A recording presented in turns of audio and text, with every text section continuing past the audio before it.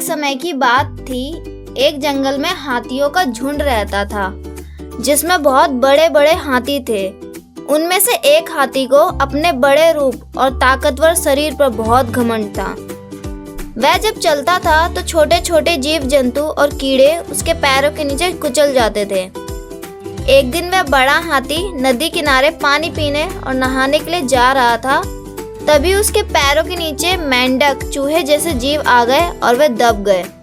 लेकिन मेंढक और चूहे के रिश्तेदार उस हाथी के खिलाफ बोलने से डरते थे। उनको लगता था अगर हम इससे कुछ कहेंगे तो यह हमें भी पैरों से दबा देगा। एक दिन हाथी फिर उसी नदी किनारे जा रहा था तो मेंढक ने हिम्मत करके उससे कहा, अरे हाथी मित्र, जरा ध्यान से संभल कर चलिए। आप कई छोटे छोटे जानवरों को अपने पैरों से दबा चुके हैं। हमने आपका कुछ नहीं बिगाड़ा। आप हम जैसे छोटे छोटे जानवरों को अपने पैरों से मत दबाइए।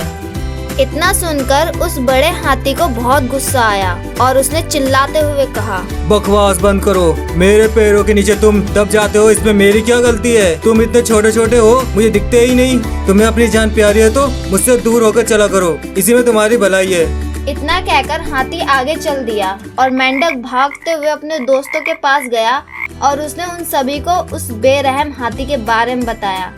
मेंढक के दोस्तों ने उसकी प्रॉब्लम का हल निकाला और कहा, हम सभी उस हाथी को ऐसा सबक सिखाएंगे कि वह फिर कभी हमें कुचलने की कोशिश नहीं करेगा। अगले दिन हाथी फिर से उसी नदी के पास आया और इस बार नदी के पास वाले बिल में चूहा छुपा हुआ था। हाथी ने जैसे उस नदी में अपनी सूंड डालने की कोशिश की, उसी वक्त चूहे ने उछलकर उसकी सूंड को पकड़ लिया और उसकी सूंड में छुपकर उसको काट लिया। हाथी जोर से चिल्लाया।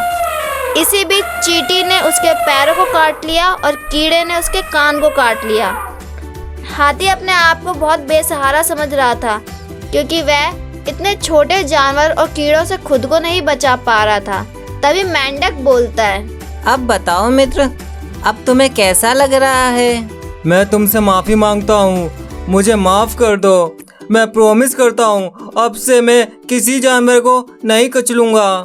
इस कहानी से हमें यह सीख मिलती है कि कद कितना ही बड़ा क्यों ना हो, उसको हराने के लिए एक छोटी सी चींटी ही काफी है। इसलिए अपने बड़े रूप पर कभी घमंड नहीं करना चाहिए और ना ही किसी छोटे जानवर या जीव की निंदा करनी चाहिए।